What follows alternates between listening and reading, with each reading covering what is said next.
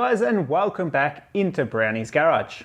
I start today's update with a very important public service announcement. Please make sure you're locking up your sheds, guys. It seems that someone has been sneaking around and turning people's blow-off valves the wrong way, which could potentially be hurting the car's performance. Okay, it just came that way and I didn't pay enough attention to it, so it's always been like that. But none of you noticed it either, so I don't feel nearly as bad. The guy I got most of the turbo parts from had it blocked off anyway and probably just threw it back in any old way it would fit. For now, I want to see if this has been leaking boost.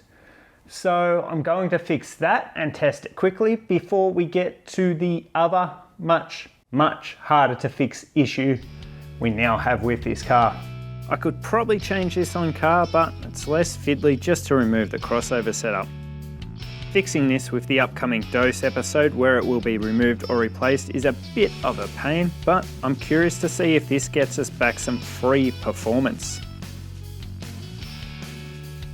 This valve needs to be fitted this way, as shown in the manual, which I believe is the opposite to a lot of aftermarket blow-off valves.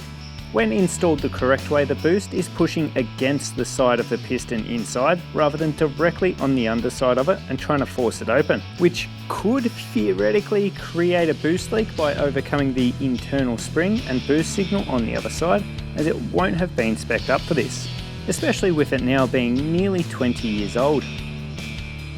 Really, the hardest part of this job is getting all of the joiners and charge pipes hooked back up nice and tight so they won't be forced off under boost.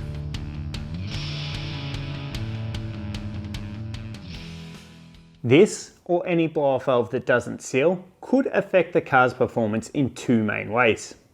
The obvious is less boost, but depending on your boost control method, your turbo may just produce more air to make up for this if it's able to. Though that then has the effect of working the turbo harder, which creates hotter intake temps that can in its own lower power. You at home will see me testing this in just a sec, but live right now, little peek behind the scenes, I can't because I'm filming this just a day or two after the flooding we had here in Victoria, and the roads are pretty rough. Thanks again to everyone who messaged us on that.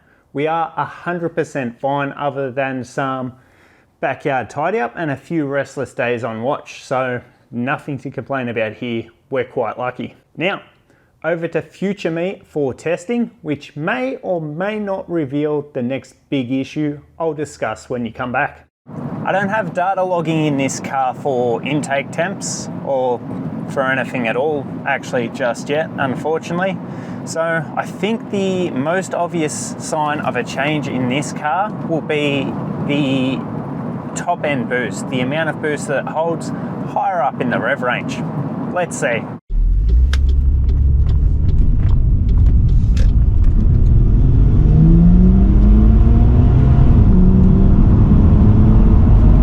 Previously, it would fall off to around 5, maybe 6 psi at best, and it seems to be about there, maybe a touch better, maybe, but it seems that's just where this setup wants to be. Let's bog it down a bit on this hill, see how quick it comes in. And there's max boost.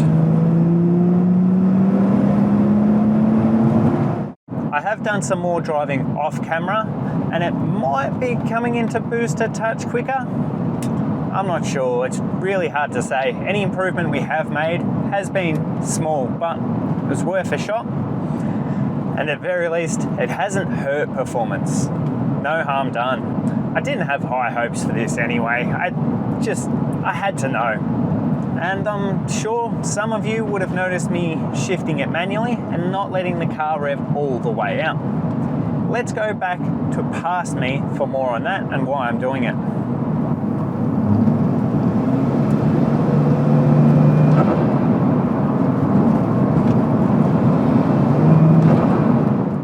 Thanks future me, but stop being soft and rev that engine out. Oh yeah, that's right.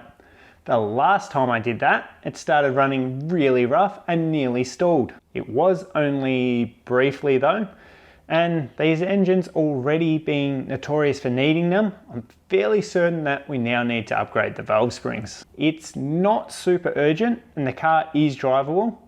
It's only done it once and I had the shift kit turned off, so it may have copped a few more RPM than normal with it on. It just, again, somewhat limits how I drive the car for now. Shift up a little earlier and it's happy, and I won't be pushing it too much or playing stupid and doing valve or head damage in the meantime. Seems like one of those things that's incredibly hit or miss as to when you need to do it, and for normal day-to-day driving, I think you'd be fine. Expect a video on that coming in the new year, which, along with the bigger injectors this car now has, should really have us set up for a little more power. Of course, when money and time around the EV Fairmont project allows as well. We've got a lot on, it could be a busy year ahead. Our next video should hopefully be the fun little turbo noise comparison with all varieties of dose, flutter, blow-off valve sounds, and how to do them yourself. I'm putting together a heap of different stuff so we can have a real play with that. That is, as long as that valve spring issue doesn't get any worse. If you want to see that, make sure you're subscribed so you don't miss it when it comes out. I'm really looking forward to that one. That's it for this update. Hopefully short, because I have struggled to keep the length of these videos down lately. Sorry about that. And I hope to see you all in the next one. Cheers.